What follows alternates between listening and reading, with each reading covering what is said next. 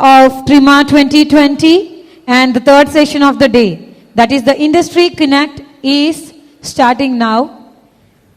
So, before we start the session, may I welcome onto the stage the moderator for this session, Mr. V.K. Mathews, who is the founder and executive chairman of the IBS Group. Also inviting all the panel members onto the stage, Dr. A. Velumani, Chairman and MD of Thyrocare Technologies Limited, Mr. Thomas John Muthoot, C&MD, Muthoot Fincorp, Mr. Sunil Gupta, Founder, CEO and Director of Innoval Digital Solutions Private Limited,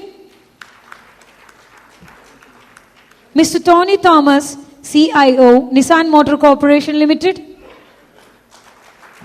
and Ms. Dhanya Rajendran, co-founder and editor-in-chief, The News Minute. Or to the moderator of the show, that is session, Mr. V.K. Mathews. Good afternoon, ladies and gentlemen. It's a great pleasure and privilege for me to be here today to participate and in a way moderate this session on the theme, as you know, is Work in a Changing World, Vision for Kerala. We have today a very, very eminent list of panelists. Dr. A. Velumani, I am quite sure, of Thyrocare, or I am quite sure most of you know him or know of him, and at least some of you would have heard him, one of the most inspiring speakers of these days. And then we have next Thomas John Muthoot, C&MD Muthoot Fincorp, one of the most prestigious financial services organization that the state has produced. Then we have got Tony Thomas. He's the group CIO of Nissan. You know about it.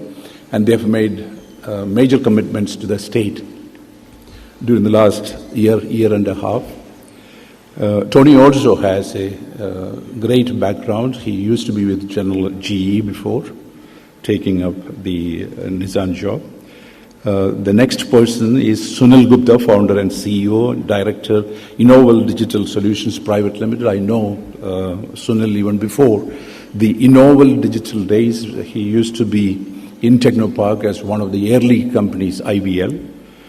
And also then we have Dhanya Rajendran. Dhanya is the co-founder and editor of the News Minute. She has rich background in news and media services. So we have a great panelist. We have limited time for the considering the quality of the panelists that we have today. I have two jobs to do. One, in this session, in this round, that is first to introduce, one was to introduce the speakers, but the most important one is to introduce to the topic. This is a topic close to the hearts of most of the panelists and to all of us. As we all know that we are living in a world of economic uncertainties, in a world of disruptive innovations, and with all of that, we are also living in a world of new jobs. And so therefore the topic for the theme which the organizations have chosen is absolutely ideal. That is, work in a changing world. In other words, the future of jobs and what we should be doing. As you know, when I talk about the world of economic uncertainties, even what is happening today, the coronavirus, which is in a way paralyzing the world, not only in terms of the safety concerns that we have about the sickness, the pandemic, but also because of the economic havoc that it creates through all the markets around the world. Of course, the protectionist tendencies of the Western world, Trump, Brexit, China slowing down, India slowing down, all of these things are actually causing uncertainties. And then if you talk about the disruptions, the disruptive innovations that's actually taking place in, you take any field, whether it's travel, transportation, financial services, manufacturing, all in any area that you take, things are changing dramatically. in all different, even the digital reach that we actually talking about. Once upon a time, Amazon started as an e-tailer, and the boundaries are now significantly blurring, and they are becoming the largest, air freight operators, and also they are the largest operators of computers in the world. So that means the boundaries are blurring, and sticking to your core competence is no longer going to guarantee business success, as once upon a time we were all taught in the management schools. So that paradigm is changing. In other words, and again, we are actually living in a digital economy. All of us may not realize it, but it is an absolute fact that we are living in a digital economy. And the significance of that, if you want to understand, the latest United Nations report that was actually produced on digital economy, the global digital economy, the size of it is about $12.5 trillion, which is about 14.5% of the world's GDP.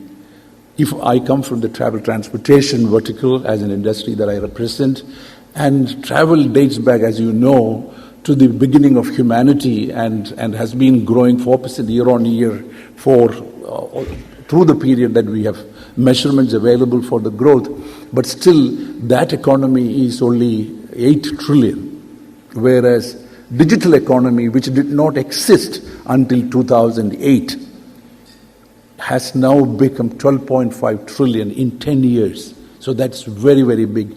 And as you know, it is driven by our ability to collect, process, and analyze massive amount of digital data, and it is evolving at breakneck speed. If you think about 25 years back, the IP traffic in the world, the internet traffic in the world, was just 1 megabyte per second, and that has grown about 15 crores folds. It has now become 150 terabytes per second. So it's a massive growth. And in this process, a lot of things have actually happened. You and me may not realize, but it's a fact, that the digital economy has actually begun to create massive amount of wealth at very, very rapid pace. And in fact, it also get concentrated in very few countries, companies, and worst of it all, very few individuals.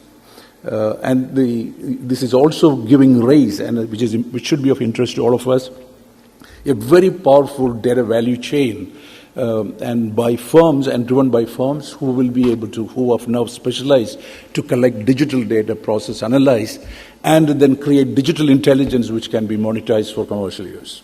So this is actually happening in this world, is where we are actually, whether in financial services or in the bigger area that we call as the trust business, all of those areas are getting enormously disrupted.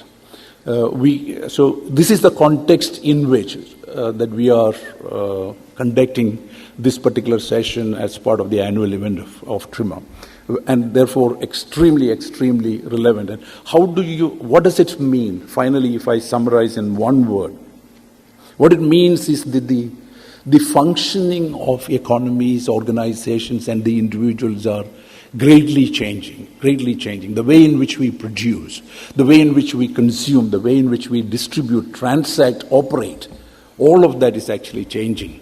And the time has come for leaders and business decision makers to change our own intuitions. Deeply unsettling as it might sound and look, it also presents huge opportunities.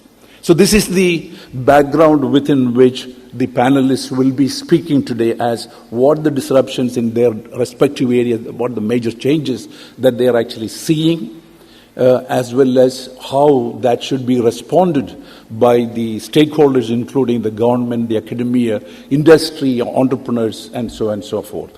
And then finally, we have to link this conversation to the vision for the state. And this is where I will take probably a couple of more minutes so that they will be able to bring some sort of a connection to that. That is, ladies and gentlemen, we are conducting this session in Trivandrum, the capital city of Kerala. And there is no point in actually discussing anything if it doesn't have a relationship to our state and to our capital. So what should be the vision for Kerala?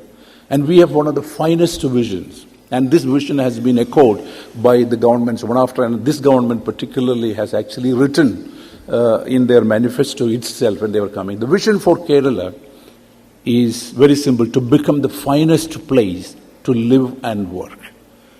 To become the finest place to live and work is the vision for Kerala. This has been echoed, and this is a very loaded statement. It's simple, but it's very loaded. If it has to become the finest place, many things have to fall in place. And what are the priorities for Kerala in the rebuilt Kerala scenario? There were 4 priorities identified at a higher level, and of course, breaking it down to actionable things, it will become many others, or much more. But the 4 priorities for Kerala: the number 1, clean Kerala. The number 1 priority for Kerala is clean. And all of these technologies, all of these changes, how can we make our place green and clean? Of course, waste management, we have to start with waste management itself. The second one, safe Kerala. How do we make Kerala safe? Safety does not mean our physical personal safety alone. Safe to eat food, safe to drink water, safe to travel roads, safety from natural disasters. This is what safety. So anything that we do should trace back to, reinforcing these objectives and priorities of the state. The third one, enabled urban living. Urbanization is a reality of life, an absolute reality. The latest, if you have read this, MIT has produced what are going to be the major changes taking place until 2030. This has come out just as recent as few days back. And they say that 2/3 of the world by 2030 will be living an urban life, or they will all move, if they have not moved already, to urban areas.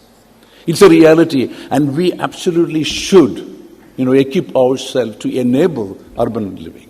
We are not today, both in terms of policies as well as infrastructure. It is an absolute fact that today, in Panambali Nagar, in many of the places, you're permitted only to do cultivation, agriculture, because it is Chadupunala. And these are absolutely wrong policies. It doesn't make sense. So some of those things have to be changed. And the last but not the least, the most important one, we talk about ease of doing business. All of us do work. All of the people in this place get in state work. The people working in public sector, people also work in private sector. People work for government, people work for private companies. People are self-employed as well. It's the same people working, but when you work in private sector, by and large, we would see high degree of accountability and responsibility. We really want, if the state has to move forward, we would like to have more and more people from public working in a private kind of an environment. We should be able to, I was thinking and I was talking to, including the Chief Minister and many of the bureaucrats, that can we think of a situation like the passport office? The passport office has become, and the passport issuance and management has become absolutely efficient, and it is as best as anywhere that you can see in the world. And what is the difference? They have actually asked TCS. Of course, all the regulations are by the government. Everything is owned by the government, but operated by TCS as a business process management organization. Can we give the approvals of all of the buildings, construction, be handed over to a private sector? The theory, what I'm saying is, government-owned, government-operated to be changed, like in the United States, in many countries, government-owned, private-operated. You own the regulations, but implementation is going to be by people who will be able to manage it better. It's not because government employees are bad, because the system and the construct doesn't lend themselves to be performing their best. So, ladies and gentlemen, I'll stop here at this point. So, we will have the panelists speaking in their respective areas. They will highlight what the changes are taking place and what is it that should be done to trace back to the vision of Kerala. Ladies and gentlemen, with that, let me invite Dr. Velumani to deliver the keynote. He's going to deliver the keynote, and then thereafter, all of us will sit together and then discuss. Thank you. Dr. Velu. Good afternoon. Thank you very much for inviting me. I wanted to tell my conventional story, which takes 45 minutes. But the moderator has told you are having only 20 minutes. And he also said, let it not be story, let it be bulleted, some of the ways in which country and the state can focus and benefit.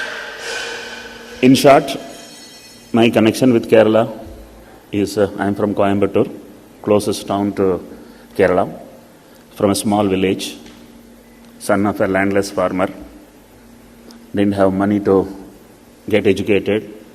Those days Tamil Nadu had wonderful chief ministers, past tense. And one Mr. Kamraj was there who gave meals in the schools. That made me a graduate, unemployed. Everybody asked for experience. They didn't know that first you have to give a job to get experience. So I was unemployed, then 4 years underemployed. Then I wanted to move towards Mumbai. Same Jayanti Janata Express through which all Kerala went to Mumbai. I also boarded in Coimbatore. Out of 35 hours, I must have cried 20 hours because leaving home is the biggest task one can imagine. Landed in VT railway station, August 18, 1982, S9 coach, 41 was my berth number. 3 nights I stayed in VT railway station because I didn't have any friend to receive, nor I had a credit card to check in any hotel, nor I had a purse to keep credit card. So my life started in 1982 in Mumbai, and fortunately, Lady Luck smiled at me, and interview was held in BRC Baba Atomic Research Center as scientist post. It was raining so much on that day, they invited 50 people for interview, only 11 came. That is why I got the job. So 15 years in Mumbai, in government, in Gazette officer post, went with BSc, did an MSc, did a PhD, and looked like everything is moving smooth. I was 37, my son was 7, my daughter was 5, and I took a decision to risk in life. And there is a saying in Tamil, I will translate in Hindi and tell you, एक लंबा बाल खींचो, उसमें एक नाट बांधो, एक पहाड़ के ऊपर डालो, खींचो, आया तो पहाड़, गया तो बाल. So I resigned my job. I had a 2 lakh rupees of provident fund amount. I invested into my business, and today it is worth 3,000 crore in the National Stock Exchange as a listed company. In a pyramid of economy, make 10 slices. I can very distinctly tell I was in the bottom of the pyramid, and bottommost slice of the pyramid in 10 slices, and today in the topmost slice. I've gone through the pyramid up. So I will sum it up in next 15 minutes. I am having time to tell what made me what I am today. And in that, a lot of connects will be there. What is one can do for Kerala, one can do for country, one can do for the world. Fortunately, I am from a village. So I mean it that villages are true universities. Colleges, what they can teach. And villages, what they can teach, colleges cannot teach. There is only an MBA with only practical, no theory. And I was fortunate in a village, and I was fortunately poor. So all this concoction makes me very powerful. Poverty gives you stamina. If money comes, stamina goes. Poverty gives you courage. If money comes, you get fear. Poverty gets you delta. Success in life is delta. Delta is equal to x2 minus x1. x2 is where you are today. x1 was where you were that day. And if you are poor, x1 is 0, and there is no downside. If you are from poor village, you are from a village, celebrate because tomorrow is going to be very, very bright and beautiful. I'm not going to change the slides because that will take too long a time. Let me sum up from my memory what is there in the slides. My mother was a wonderful lady. My father was neither an employee nor an employer. She had 2 buffaloes and 5 children. and 2 buffaloes, 70 liters of milk a day, 1 liter, 1 rupee, 70 rupees budget. The minute I hear the word budget, 2 ladies I recall, one is Nirmala Sitharaman, another is my mother. My mother never had any physical deficits. Her priorities were so perfect. She put all her children in Chennai University graduate and Mumbai University postgraduate. That is the power of the lady. I want you to clap for that lady. And risk taking is very important. Without taking risk, no one has a story. And I always advise people, 10 years you work in a place, and if somebody becomes rich because of you, you can start a business. And I understood at 37. Fortunately, I did not start anything before 37 because माँ बनने के लिए एक उम्र होता है और entrepreneur बनने के लिए भी एक उम्र होता है. I'm very happy I had patience until 37. I didn't get in there. Frugality makes you very powerful. I had enough money in my closing balance as an employee, a government employee. So much money, I had a courage. Next 40 months, my children are safe. And I took that risk. So frugality is most important in business. If you are not frugal, less likely you will be very powerful. I have always employed freshers. As I said, everybody asks experience from me. And when I took a decision in 1978 itself, if I have a company of my own, I will only take freshers. I won't take experience. Today I have employed so far 8,000 people in my organization, all are freshers. Train and gain. Any employee given a very systematic 100 days training becomes very powerful. In every organization there are two sets of people, one is operational, another is intellectual. Operational is 80%. Operational people require only 100 days of training. So I wish always you employ people from village, employ people who have seen poverty. There is a likelihood they will work with you for decades. Other guys will only commit for 2 years and work for 6 months. Think bit different. Don't copy the neighbor. If you copy the neighbor, you become one more neighbor. And I am from Coimbatore. There is a brand called Annapurna. This man in 1975 itself made a cloud kitchen. Today people are talking about cloud kitchen. He had 1 kitchen and 10 restaurants in Coimbatore. And he minted $1 billion in 1980 itself. So I'm from the same village. So when I went to Mumbai and learned what is a thyroid testing business, I found laboratory also is a hotel business. Where you are entertaining the customer is a restaurant. Where you are doing the test is a kitchen. Why not have a centralized kitchen? Because a centralized kitchen means it is efficient. Efficient means high profitable. So I started for South Mumbai a single kitchen. It works in South Mumbai wonderful. Then I thought, why not in entire Mumbai? It became powerful. Then why not Western India? Then I went all over the country. Today I am present in 10 countries. This kitchen restaurant model is the wonderful model in laboratory business. No one thought it would work. Second one, people told only Marwadis and Gujaratis can do business in Mumbai. And I am a Tamilian. So I have to find a method of doing business. So I felt in franchisee model is one thing which I should try. So I called people and told them, look, market will pay 500 rupees for you. Take 500, keep 400, give me 100. Before that, I'll tell you, otherwise this will be illogical, something I left. But I have my slides only to make sure story goes smooth. One is cost disruption. Trust me, anything else is all innovation, only cost is disruption. I knew the raw material making of thyroid testing. Everybody was importing, very costly. Make in India was something, it's not today only government is woken up. 100 years India was trying to make many things in India, and I was the one who was making thyroid testing reagents in India in 1990 itself. I found they are all 10x cost. This is only X cost if you make in India. So as soon as I got the idea that it can be made in X, I got into the business and I got into disruption, and I priced it so low, my competitors did not find it even meeting to the raw material cost. To add to that is this franchisee model. Cost is low. I called franchisee, market will pay you 500. Don't take 500, take 300, give me 100. 60% margin, that fellow was unconscious.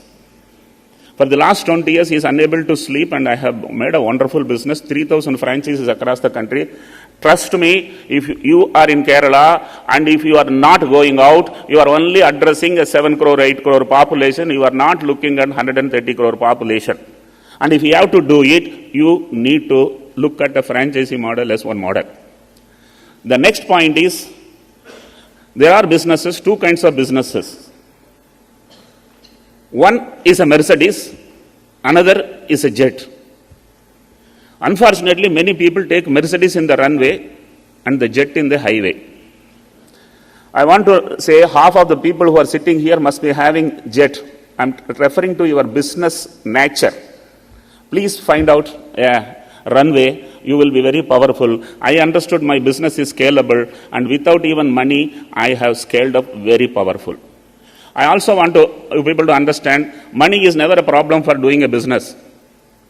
People with money cannot make money. People with stamina can make tons of money. I had got into this business with only 2 lakh rupees. In my personal life, I have never borrowed. My company never had a debt. Even now today it doesn't have a debt, though it is a listed company. People ask me from where you learned this powerful way of living and running business. I say it's all I learned from my mother, because with 70 rupees he never borrowed, and with so much of power I don't have to borrow. Please make sure in life you borrow as a last step, because that is what will put you a lot of under pressure. Focus. You know, I am not doing entire healthcare. I am not doing entire hospital business.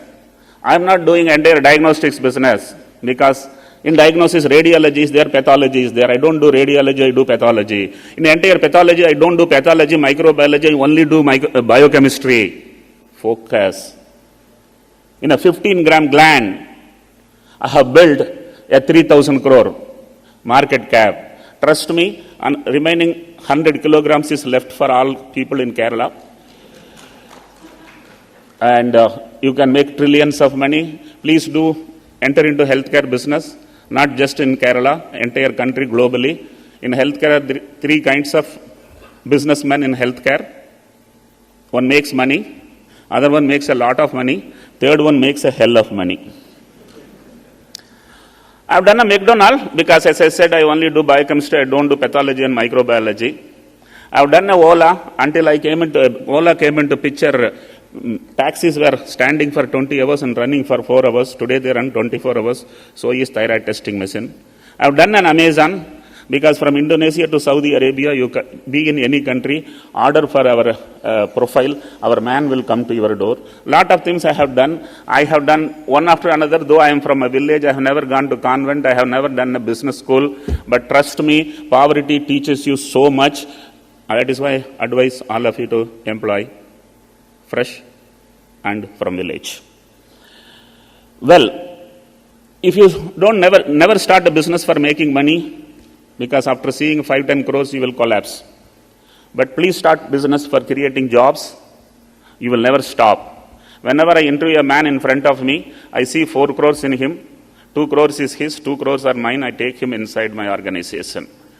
And I want all of you to understand, creating jobs is the only way to create economy, only way to bring in prosperity, be it in Kerala or be it in India, anywhere in the earth. India has 1.3 billion population. India needs 1.3 million entrepreneurs. An entrepreneur can feed to 1,000 stomachs. Intestines only run economy. If the intestine is empty, man cannot work. And if intestine is full, man does not work. So these are the challenges in creating jobs also.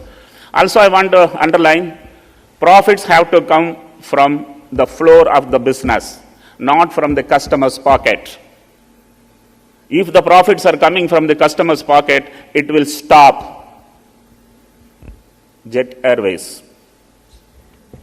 If it comes from the floor of your operation, this will continue forever. Efficiency of the floor is ultimate. If automation required, run automation. If 24 hours are operate operation possible, don't close down the shop by evening 5 o'clock or 6 o'clock. My laboratory operates 24 hours. What and all I did different? I work only in the night for testing. Daytime I don't work.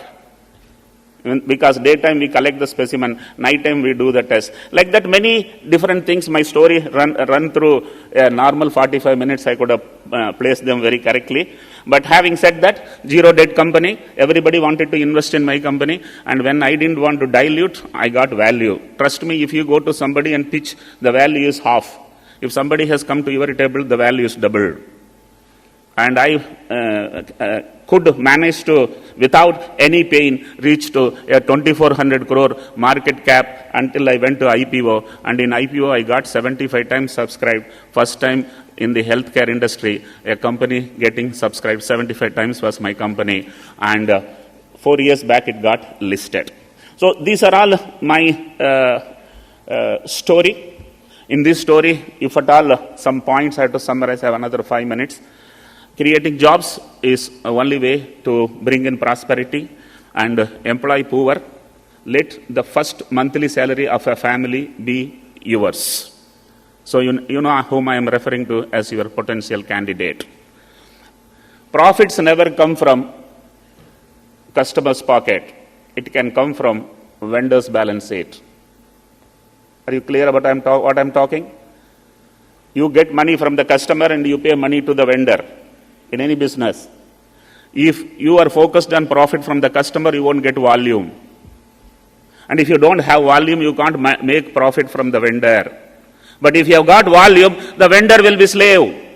Today in my business, we do 400,000 investigations a night, and I have got 70% discount in the raw material from the MRP, and that is my balance sheet. Are you hearing? Looking at customers and taking more profit is not a very scalable, powerful business. And the next point is, please don't be a consumer, be a creator. Consumers cannot create, so creators should never become consumers. Money and honey sound similar. Money and honey sound similar. Honey is collected by honeybee. Money is collected by moneybee. And if honeybee falls in honey, it dies. And so is moneybee. It will also die. Be careful about that particular aspect, because many people have become victim of the money which they have created. So this is my summary. But I must tell you, I had a most powerful support from two ladies. One was my mother. She kept my intestine alive till I was 25. The next one was my wife. Unfortunately, she is no more. I lost her for a pancreatic cancer 4 years back. That lady took me to height. We both were BSc when we got married. She remained as BSc. She made me MSc. She made me PhD. She made me scientist. She made me entrepreneur. She made me storyteller. And this is a very powerful lady. And why I told about these two ladies, in spite of me having limited time and telling the story, because I want to conclude my talk by telling there are ladies here, but I wished this floor has at least 51% ladies. Because Vision Kerala or Vision India will never succeed till women are minority in the boardroom, women are minority in the entrepreneur space, women are minorities in dreaming and creating jobs. So I want to conclude, if men are successful, families prosper. If women are successful, societies prosper. And I want women to be empowered, motivated, recognized, acknowledged. I wish to thank Dr. Sahadullah Kims, who has been my personal friend, and he felt that I should come here and talk to you.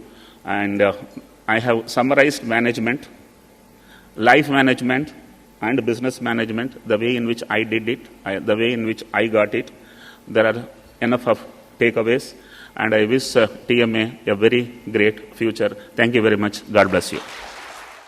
One of you, maybe Johnny or Tony, why don't you start with the changes that are taking place in your area, and then how we can link that to our society and what is it that should be done. Thank you.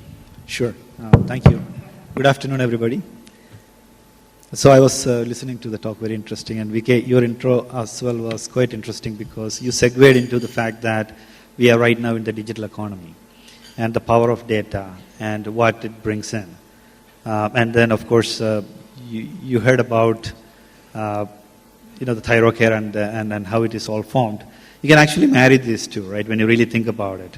Because at the end of the day, in the old days, in the traditional industrial age, what we used to have was, we needed capital, and of course we needed supply chain, because that's the only way that your business could expand. But in digital economy, it is all about data. And the insights that you derive from data is what actually powers that. Capital can be created in many different ways, because this is turning into a service economy, as you really know it. So anything that you used to buy, the big products that you buy in the old days, nowadays it's all turning into more of, you can receive as a service. So coming back into the field that I really know, I'm an IT guy at the end of the day. In the old days, we all used to buy big computers. Then, of course, we bought computers with, the service associated with it. Nowadays, you don't need to do any of that. You can actually get a fraction of the computing power that you need through the cloud, right then and there. You don't really need to invest that initial capital to do what you really need to do. So that gives us a lot of power. So in the manufacturing industry that I'm in, the automotive industry that I'm in right now, you all heard terms like Industry 4.0, the 3D printing, all the robotics that we have out there. These are all just the fragments of the capabilities that we have. But at the end of the day, it all leads back into the data that we can take, we can collect, we can analyze, and we can change the way things are being done. Before I joined Nissan, I was the CIO for GE. And as you know, GE used to sell a lot of airplane engines. And, we would set up service points when an airplane lands based on the data that we analyzed from when the flight is going on. So to give an example, Emirates fly 777s from, let's say, Dubai to Boston. Now the problem is that when the plane lands, when they do the visual inspection of the engine, if there's a crack in the in one of the blades, you actually have to replace the blades or replace the engine depending on what happens. But in flight, actually, what you can do is you can analyze the data that is coming through the engine, and the data pattern actually would tell you, the airflow pattern would tell you whether there's a problem in the engine. So by the time the plane lands, you can actually have the spare available, the service person available, and then probably turn it around very quickly. Otherwise, what happens? There is no spare plane there for Emirates. They probably would have a disruption of 3 to 4 days, etc. Right? And then all the costs associated with that. So there's a lot of things that actually in today's world is possible. So coming back into what we can do with Kerala, I think a lot of you touched that. But what I've said in the past also is that in today's world, you don't really need to do manufacturing to create jobs. You can actually control manufacturing and create better paid jobs. The machines of the past had physical levers. So the factory shop floor was designed so that the machine operator literally stood next to the machine and then operated that. Eventually it turned into a little bit wide area network or local area network, and then you would sit back up and then you would look from your control tower and then you would still manage what is happening on the shop floor. You still had people there. But today, you don't even need to look down because these computers give you all the information that you really need. These controls don't even have to be in the same building as the factory. So you could literally have a factory in Brazil that could be controlled from Kerala, controlled from India. So there are a lot of opportunities that this digital age that is opening to us, and I think we should be open to looking into that. Thank you. Thank you. Thank you, Tony. John Muthoot.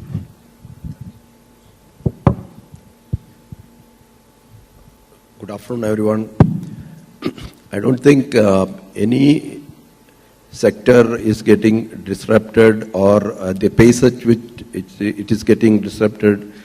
I don't think financial services is one area where the pace has been very fast, and being in the financial services for the last 80 years, 131 years in business and 80 years in financial services, 30 years in active business. What I have seen in the last few years is the kind of disruption that is happening. If I have to sum up would be financial services for the customer has become very easy now. The sharing economy like a Uber or a Ola, all of us have experienced here.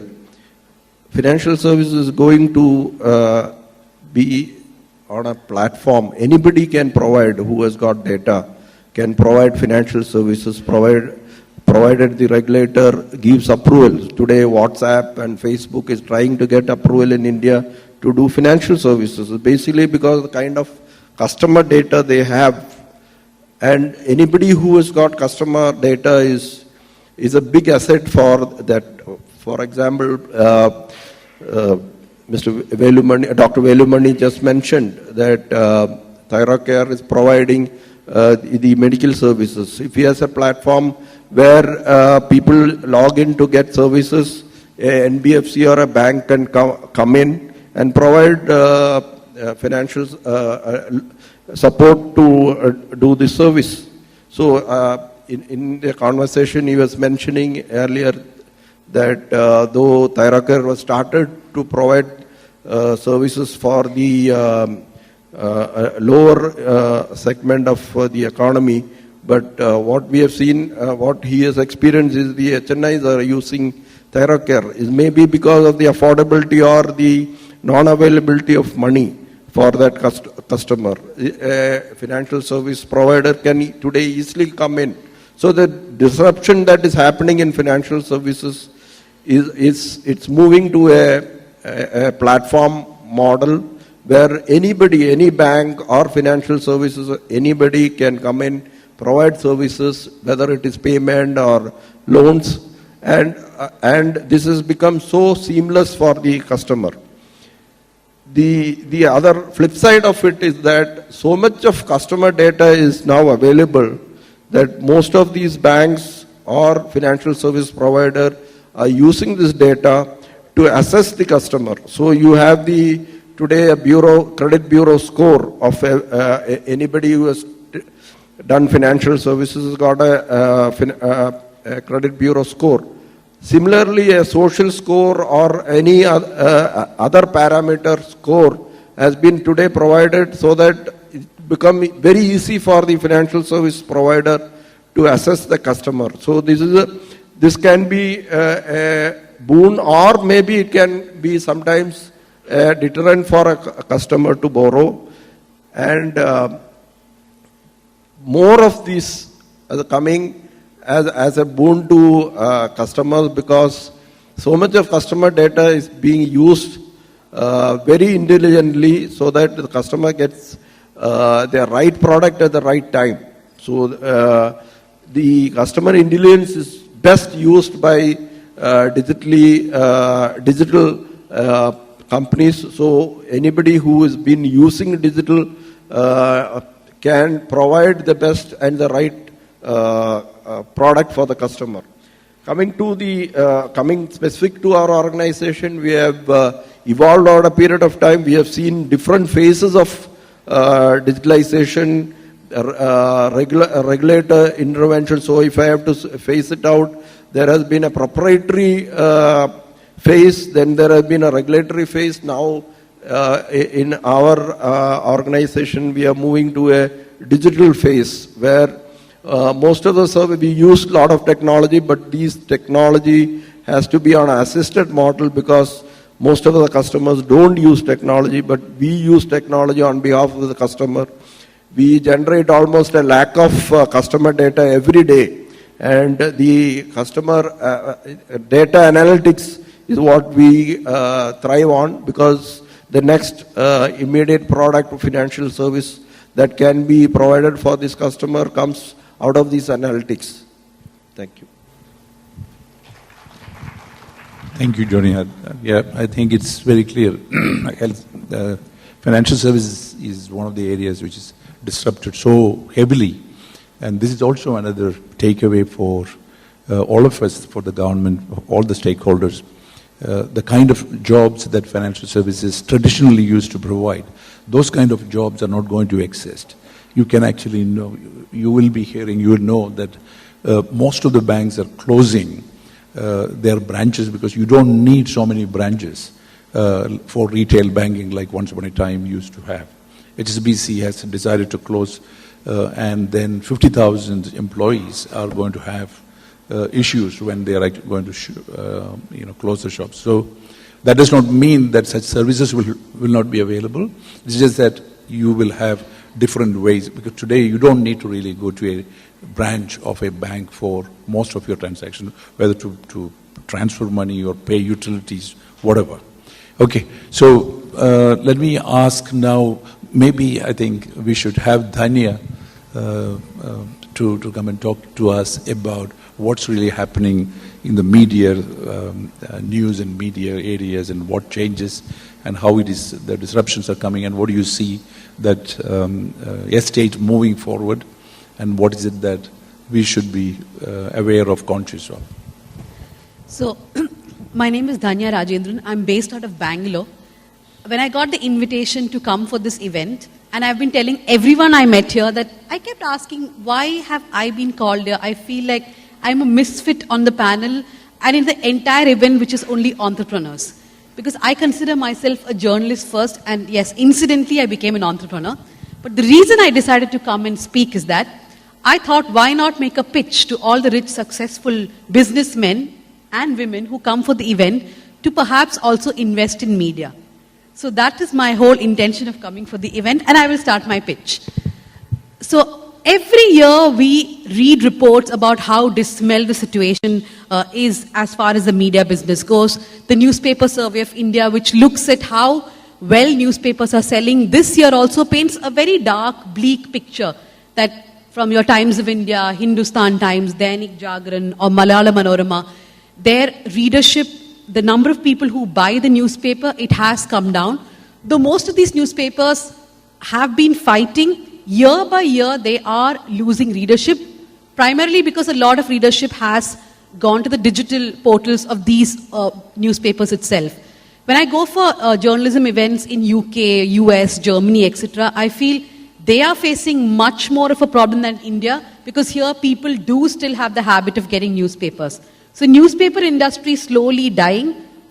I don't know how long it will take, because from the time I started in journalism, they've been talking about the imminent death of the newspaper industry. But kudos that our newspaper industry has actually been fighting. Compared to a lot of other countries, the newspaper owners in India have been putting up a brave fight. We saw this year Deccan Chronicle shut down in Kerala and Bangalore. DNA shut down its editions in Bombay and Pune. So we have had editions shutting down, but there are many other people who have been fighting it. Television industry, which is primarily where I come from. I used to work for Times Now. I worked there for 8 years. I was their South Bureau chief. And then finally I decided the nation doesn't want to know as far as I'm concerned. So I quit and went to digital. So television channels are dime a dozen. I think there are around 400 television channels in India now. Many of them are news channels. Like if you take Telangana and Andhra, for instance, there are 60 news channels, only news, 24-hour news channels. I don't know who's watching them, but news channels come, some of them just disappear after a year or two, but there are some sustainable models. My interest here is to talk about digital media. I would like to mention actually Malayalam Manorama here, whether we agree with their journalism, with any of the people I speak here, whether we agree with their journalism or not. The point is, Manorama is one brand which I think figured out much before a lot of people in India did that the shift is towards digital. And they shifted to digital even before the English guys like Indian Express or the Hindu even thought about it, which is why they also have a vibrant digital business model running. Now, there are the big players in digital who have their own funding, they are somehow running it, many of them have difficulties, but yes, they are running. Now, let's talk about the next section, which is websites like the one I run. I run a website called thenewsminute.com. Many of you may not have heard about it, many of you may have heard about it. We are the largest read English alternate media website in India, much more than the Delhi-based websites. This is actually the first forum I'm saying this, because normally most of us from South India do not want to even talk about the great stuff we do. But after hearing your speech on Thyrocare, I decided that I have to at least say this much, that we are the largest read English website, alternate website, not the big guys, right? But the point is, there are so many websites which have come up in the last 3 or 4 years how do we self-sustain? How do we get funds? This is a huge problem. Like even in Kerala, there are so many Malayalam websites which have come up, English too, who do excellent work. But the problem in the media is who wants to fund us? Now, do we live in a democracy where we do not want to do our bit in making sure that democracy becomes vibrant? No industry, no economy, nothing can actually function well if we do not contribute to a vibrant democracy. So I believe that people who have money to spare should perhaps spare it a bit for the media. Now, there is the other question. If you're an industrialist and if you give money to the media, tomorrow the government is going to come and catch your throat if that person, for example, writes something which is not so flattering about the Delhi riots and how the government dealt with it. This is what, and of course, not that journalists want businessmen to invest all the time, because it becomes problematic for people who run editorials because we will be told, don't write about this, don't write about that, don't piss that person off. So it is a very difficult relationship. So for the media of Kerala and for industrialists in Kerala, I have a suggestion. There is something called the IPSMF, which is based out of Bangalore. It's called the Independent Progressive Spirited Media Foundation. It has money put in by Kiran Mazumdar Shah, by Azim Premji, Nandan Nilekani, a lot of big and small industrialists, entrepreneurs, etc., mainly based out of Bangalore. It's the biggest independent media fund for India itself. There are two websites in Kerala which are funded by that, Adimugham and Dool. These are two Malayalam websites which get funding from them. So the whole point of starting a foundation is that the government cannot directly hold the gun on your head because the money has gone into a foundation and they can't say, you funded a media which speaks against us. I mean, that's the only way, right? Living in a country like India is becoming more and more difficult, and we need to ask tougher questions to governments. To ask tougher questions to governments, we need braver media. And to have media, we have to enable them. Either people start paying for the news they read and they watch, which is a distant dream, because I don't know if Indians will ever pay for news which they can anyway get for free. Or the second is that more of us start contributing, more of us with money start contributing to ensure that the media business runs on. Because that is an industry, that is a segment which we have to ensure remains independent and asks the right questions. Thank you. Thank you, Dhanya. Yeah, shall we take the last panelist and then we can ask questions as well? So, first of all, thanks to Random Management Association for giving me an opportunity to participate. Thanks to Dr. Saadullah. I want to touch a topic straight away, the industry connect. We believe that we represent industry and what is changing in the industry from the point of view of the work and in this changing world. I just want to connect with the theme which VK outlined it. Now, if you go a little bit deeper into that, what is industry ecosystem? Industry ecosystem is basically based on what customer is requiring your products and services. And for producing that, you need to have resources. And primarily, like in the IT sector where I represent, a lot of manpower is required. The source of those skilled manpowers are either the fresher from the college, which gives the basic education, skilling, or you rehire your people or reskill your people with the new technology, because the customer behavior are changing so fast that industry also need to react to such a way that they satisfy the customer need adequately by serving their demands or products or services, by producing it by the right kind of a skill you have. Now, this is a challenge to the industry, that how do you cope up with that? So you have only two sources. One is the education college, which is outdated. I feel the education system in the country is outdated. It is based on the memorization. It is based on the concept of, mugging. But those systems are no more relevant. Nowadays, even the industries are not even, some of the companies in the US, they are not even looking for the degrees, by the way. They're saying that there's no point in having a 7-year or 8-year kind of a degree education. 2 years of degree or 2 years of education is good enough. We will train you for whatever skills we need. Now, this is happening because the kind of pace of change which is happening in industry, and a large amount of that goes to the digitalization. Things have changed. So, let me give an example of a medical profession. If a Google, by using artificial intelligence, doing a retina scan, can say the prediction of the cardiovascular disease. Now, you will imagine that what the doctor profession will do. So the doctor profession, they don't need to master those technical skills of diagnostic, but they need to they have a special responsibility of empathy, they have a special responsibility of compassionate to handle the patient. Same thing happened with the, let's say, so some of the chartered accountants are here. Most of the activity of filing returns, submission to the government has been replaced by tax technology software. So again, I would say that the dynamics of the profession, the skills, whatever is required today, is going to be different in future. And some of the studies which is done by McKinsey said that 1/3 of the job, what is there today, will be vanishing into 2030. What does that mean? That means you need to, as an industry, we need to be prepared in terms of creating those talent pipeline, skilling those people with the right kind of a knowledge so that they are ready to produce, they are ready to serve those kind of a customer with the right kind.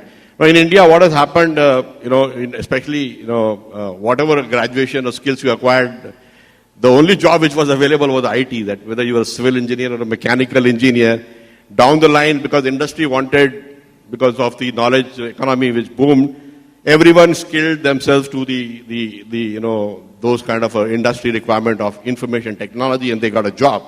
But now things are totally different now. The way things are changing, as I said, the education system is outdated. You need to train your people in such a way that they become productive. So there's no point in mugging and remembering those syntax of languages, what we use in IT. If you have a problem-solving skill, if you have an adaptability, if you have a design thinking approach into your approach of working, and your mental elasticity, because right now, it's like not only that you have to master only one domain. The innovation comes out of the integration of multiple domains. What happens to Tesla, for example? There is an automotive domain and there is a software domain which combines together, and they created innovation of electric cars. So the future, the workforce need to be also in such a way that they come with this kind of the design thinking skill, creativity. I think some of those earlier sessions talked about it. And the ability to deal with the complex problems and resolving it. I think that is what the basic skills industry needs. And as Tony said, the data has become an oil now. So data analytics, as far as we are concerned, as even you touched about the financial services, the data science and data analytics skills will be the most sought after skills going forward, because the kind of insight you can derive, the kind of decision making which is going to happen in the industry will largely depend upon the kind of a data which is already embedded, which is right now we are only able to surface only 1% of that data, but there's so much of intelligence available in the data. So data science, data analytics, which is the shortest skill, by the way, in the country. And I think the industry need to think either to train internally or communicate to the academic institution to bring those kind of a skill from the college, and so that industry can absorb that. So this is what I wanted to touch upon from the point of view of the see, if we don't change, if let's say I'll give an example which I keep on giving every time. Digitalization was so fast that a company like Kodak, which missed the whole bus of ignoring that digitalization, and they got Kodak. They got, the survival was a problem. So it is very important for the industry to be reactive, also predict, and also create that kind of a talent pipeline with the skills and resources which is utilized for the future workforce. Yeah, that's what I wanted to conclude on that. And I think that is where the Kerala also need to align those kind of things, that no more those traditional, conventional skills going to work. We need to go into these kind of new tech skills. Thank you. Thank you, Sunil. So, in a nutshell, what everybody has said together, if you take, the disruptions and the change that is actually sweeping is a reality. We know it, but we don't internalize or realize it. According to the latest studies that was conducted across 800 occupations and 2,000 work activities. McKinsey has actually come out, and they have come up with the report first in 2016, and then they have updated that every year. Roughly about 52% of all the jobs that exist in the United States can be replaced, can be automated, is what they have actually come up with.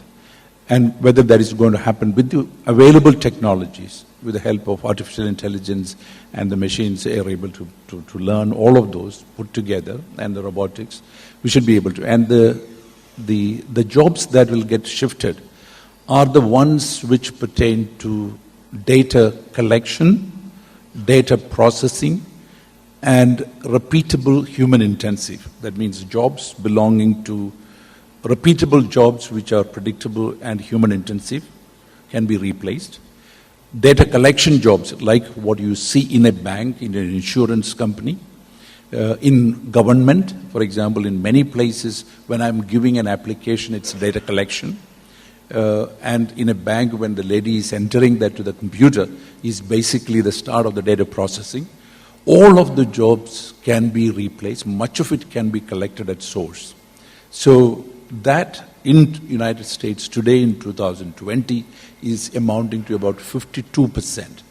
And so they could see 67 million jobs to be replaced.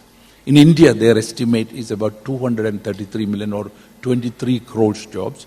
And in China, about 400 million or 40 crores of jobs can be replaced and will be replaced. And will that happen tomorrow? No, it may not happen, because there are 2-3 factors which affects. One, the labor dynamics in each of these countries. The second one, the cost of this technology vis-a-vis the people that is available and engaged in these jobs. And the last and the most important one, perhaps, is the social and the political acceptance.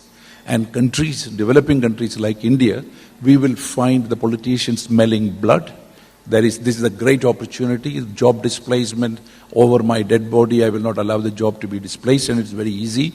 And those countries will lag behind, is what the studies say. Now, this is the background. Entrepreneurship, innovation is one of the ways in which we will be able to overcome this. Is it more dramatic than what we once found when the economy shifted from agriculture to manufacturing to services? So this is also something similar, but it is very dramatic and impactful. And everybody has to be, particularly government, in terms of developing the right kind of skills and encouraging entrepreneurship, and more private organizations coming to the fore are important. Now, that's in summary, whether this is going to be in media, financial services, manufacturing, automobiles, pharmaceuticals, any vertical that we take, we can see this kind of changes taking place. We will stop on this point and we will open the floor for some questions to the panelists. You can actually say who you are, introduce yourself, and then say to whom would you like to ask the question. I am opening the floor for a few questions. Sir, I am Krishnadas from BSSC. I want to ask a question to Dr. A. Velumani. Sir, nowadays, IT industries, IT sector is a very charming section. But why agriculture being is not like that? AT technology or AT sector, why it is not coming? Okay. So, did you get the question? So, what he says is IT is seeming to be too fascinating for the youngsters, so everybody is going there. Why not? And what is it to be done? What can be done to make agriculture as appealing and Yeah, I'll tell you, there is a small couplet in Tamil. The couplet says, only agriculturist will be the ultimate God. The rest will have to pray them for their survival. It's very powerful. 2000 years back, Thiruvallur told. I am pretty sure we will go from one end. Agriculture means hot sun, entire day struggle. That is why my mother put me into the school, that my son should not struggle. And I became a graduate. Then I done technology-driven laboratory, IT, computers, everything has come. But back, the society has to get to the agriculture. And let me tell you, there will be only two largest industries. Among the industries, two will be the largest. One is agriculture, another is healthcare. So this is likely to come. But agriculture will not continue what way it is continuing. It has to become corporate. You have to have thousands of crores of lands under one identity, purchase power, volume, selling power, processed and sold, middleman removed, and finally the consumer is there. This is what is to be achieved. How technology will help to achieve, I am too small to comprehend that area because which is too big. I can throw a little bit of light on that. See, the shift has happened not only because people are not fascinated towards agriculture. Once upon a time, even in our country, most of the people had to be engaged in agriculture for feeding us. Today, in the United States, 3% of the working population can feed the entire United States because the agricultural production has become far more automated and efficient.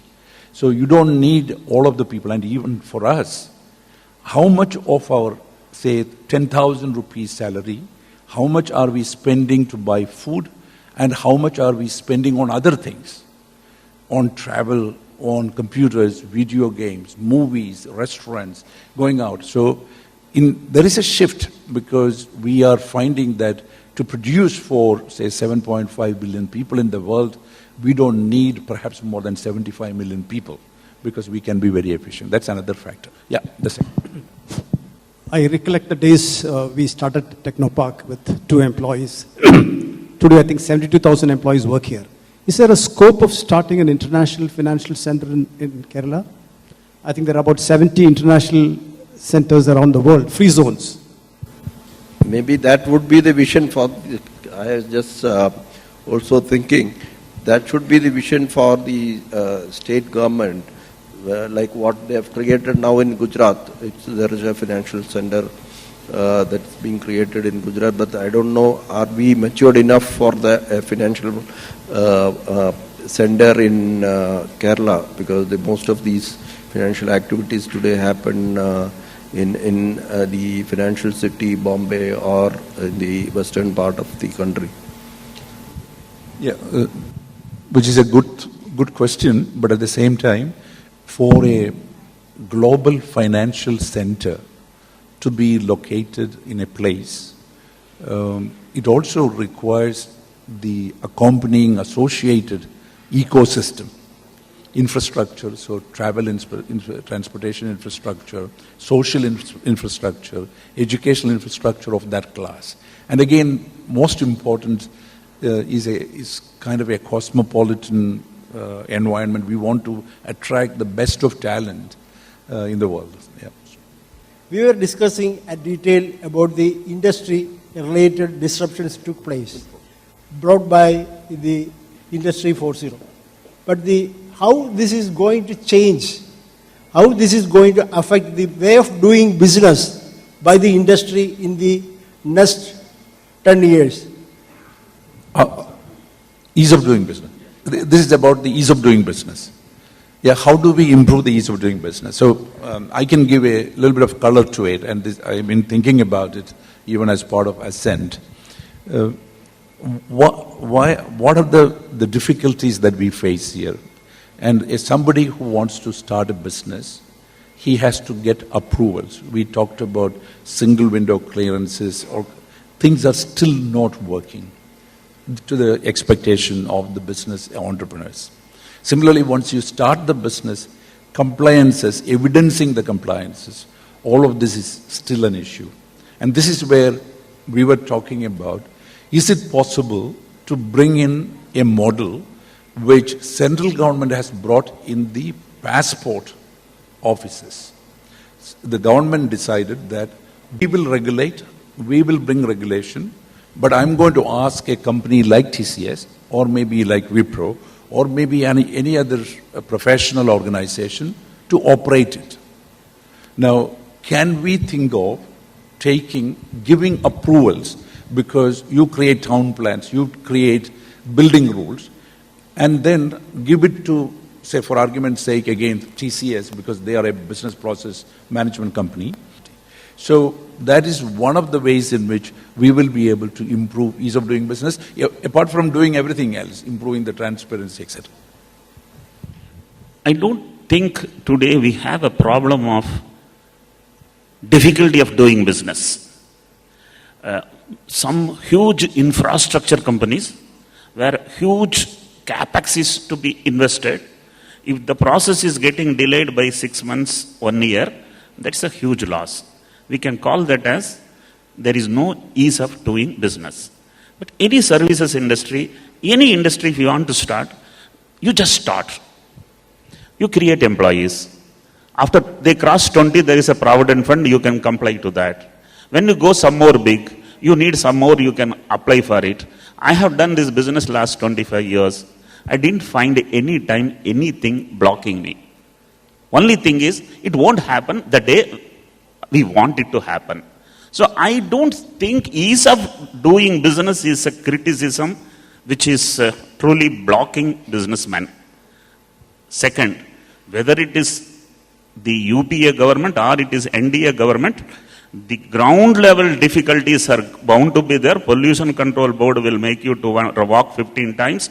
So yes, every clearance will take 15 times. You need to have a man who walks 15 times. This is not going to change and that is not blocking. But having said that, if somebody comes inside the country from out, they have a lot of challenges. So those things would take little longer time for the system to get little more IT enabled. Somebody can see through the delays and say will be worried about somebody will question. So I think it is more or less improving in the way and the pace at which we are dreaming, according to me. I've been told by the organizers that we have encroached into the next session, so we will have to wind up. One more question? Okay, the last question. Yeah. I'm TV Vinod. I'm from Additional Skill Acquisition Program.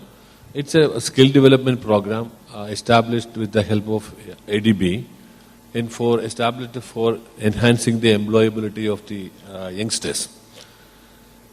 We have been trying to enhance the employability in different sectors, and this Industry Connect is one set of a phrase which we are also finding it very hard to achieve, in fact, because everybody is talking about missing skills or skill gap and all, and when we try to have different skilling program, we always miss the industry people and their cooperation. Can we have this body can we have a regular forum where we can interact very frequently so that the industry and the skill development agencies can come to some sort of an agreement where the skill development activity can be taken forward? Sure. So he represents the ASAP, Acquired Additional Skill Acquisition Program, which is something which the government is doing. It was actually supported originally by NASSCOM as well. So this program, when people undergo that program, 100 hours, 180 hours, 90 hours, it definitely improves the employability of the people. So it's mostly soft skills and things like that. Now, sometimes they go out of sync because what they are actually imparting is not necessarily what the industry is looking for. How can industry give more feedback to them so that they will be able to fine-tune the skilling programs in sync with the needs of the industry is the question. Now, what is it that you do to invite the industry people to interact with you? Do you do that? Do you invite industry to come and talk to you, spend time with you? And that's what you should be doing. We have a lot of quite innovative interventions. Like in each of the sectors, we are doing something like this, and we see the boom in the IT sector, and also we have to increase the employability of the engineering students. For instance, for the IT sector, we are bringing in corporates, bigger corporates like IBM, and there are people from Singapore and all to train them in the emerging technological areas like AI, ML, blockchain, Internet of Things, and in all these areas. And when we are making these people, giving them these additional skills, we are also bound to give them employment opportunities and also opportunities for them to practice this. For this, what we are now doing is to have corporate events where the industry majors from the sectors can be invited, And we will be exposing them the curriculum which we are which we are about to teach the students, and we'll tell them that this will be the profile of the candidates after 6 months or whatever the duration of the program. So, and we try to get the problems from the industry which they want to solve in their particular area, which will be given to the students from the first day onwards. My answer to that is, this has to be solicited from your side. Yeah, you have to have steady interaction, monthly interaction with the industry leaders with very specific objectives. So if you're inviting somebody from IBM, somebody from TCS, somebody from Accenture, or somebody from my company, you should have a very clear idea why you are inviting that person to participate in a session, and then take their views. And I think industry will be very, very happy to support you. Unfortunately, we sitting here unable to hear what actually is told because some audio difficulty. Let me tell you, I'm a businessman. We have 1,800 staff. At any given time, I can train 1,800 people. Can I just comment? Yeah. If anybody can come in, just 1 minute. 100 days if they are willing to work without salary, and if you work on the real work environment, they will be the skilled ones. You can't create skills sitting in a classroom and writing in a board or showing a slide. So ask companies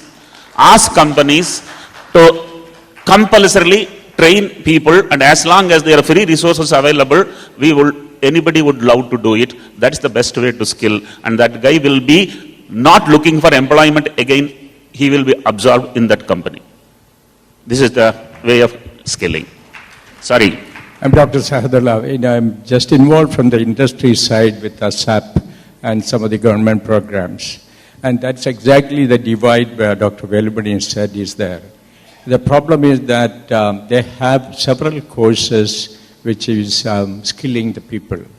But it is not focused to the industry requirements, and the input of the industry is very limited. In fact, they have got business supporting committees of each industry, but the initiative from the government is not enough to establish a quality and a standard in getting them equipped to the requirement of ours. And that's the divide which is happening. So, as Dr. Velumani put it, I think if they are willing to come forward and really do it to our requirement, I'm sure they will find it. 100 days will make them skilled in a real work environment. Also, what I have seen in the SAP program, because most of these students are from the graduation. I think most of these students are at the graduation level, maybe at the first year or a second year. They are not very serious to take some training at that point of time. This is what I have felt. I have also associated with the SAP. I have given the curriculum from the financial services point of view. We have given the some of these training material and the curriculum. But what I have seen is that students are not very keen at that point of time to go to an organization, get training without a commitment of employment. So this is what I have seen. It is because we have two types of strategy. One is to create employability while they are studying, and we start from offering this program from +2 onwards. Now we have programs. This was offered during the initial stages. Now we have moved on to the engineering side and the polytechnical colleges, and also for those who have completed their curriculum and conventional graduation. At that side, these people are ready to take up any kind of a longer engagement. We are also giving them all the modern we are trying to build the skill gaps. So now there are enough number of people who are skilled enough for all the industries, either for internship or also for the permanent employment. Yeah. Point taken. Again, just to, this is the last question, and my final comment on that is, Thank you, sir. See, for the industry, for all of the companies, they have a sourcing program and they have their own internal training program. And they take people based on certain criteria and they train the people. Now, that's how they work. Of course, they have an interest to see that there is the supply of talent is enough for them to be able to scale. Now, you have to, as a program organizer, you have to take the initiative to get the industry people participating in forums with very specific objectives, as well as you have to encourage the industry to actually take interns. Interns is not an issue. You will be able to actually place, provided you take the initiative. Otherwise, if I take my company, they have their own ways of actually sourcing people and training people.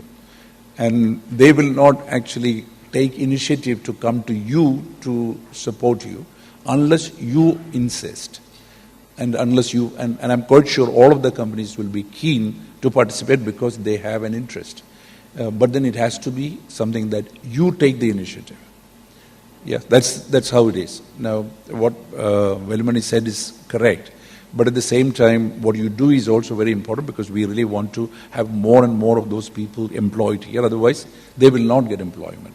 Okay, ladies and gentlemen, on this note, I will conclude the session. Let me take this time to thank all the panelists for their valuable contribution. It was very useful. I hope you found it useful. Thank you very much. What a wonderful session. The session on the Industrial Connect. Such a brilliant moderator and the panelists. Thank you. Thanks for the wonderful session here. And now may I request the moderator and the panel members to stay back. This is the love and gratitude from TRIMA 2020.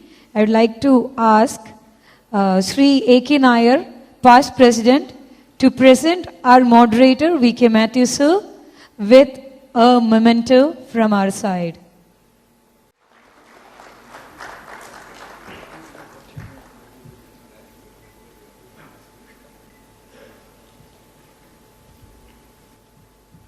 May I request Dr. M.I. Sahadullah, Chairman of TRIMA 2020, to present Sri A. Velumani with a memento from TRIMA 2020.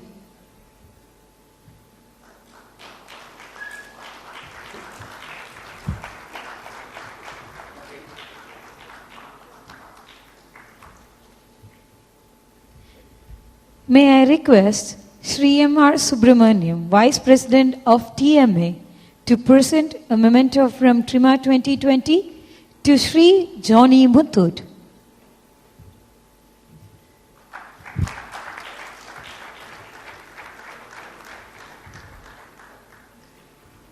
May I request Sri Mahesh Ellis, Secretary of TMA, to present Mr. Sunil Gupta with a memento from TRIMA 2020.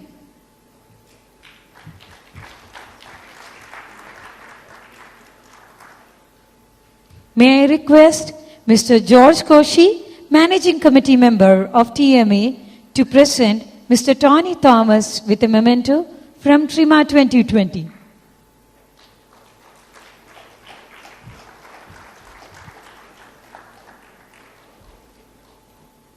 And may I request Mr. C.V. Babu, TMA Management Committee Member, to present the only lady in the panel, Ms. Dhanya Rajendran, a memento from TRIMA 2020.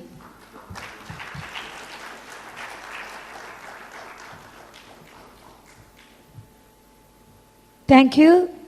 Thank you, everyone. That was a wonderful session.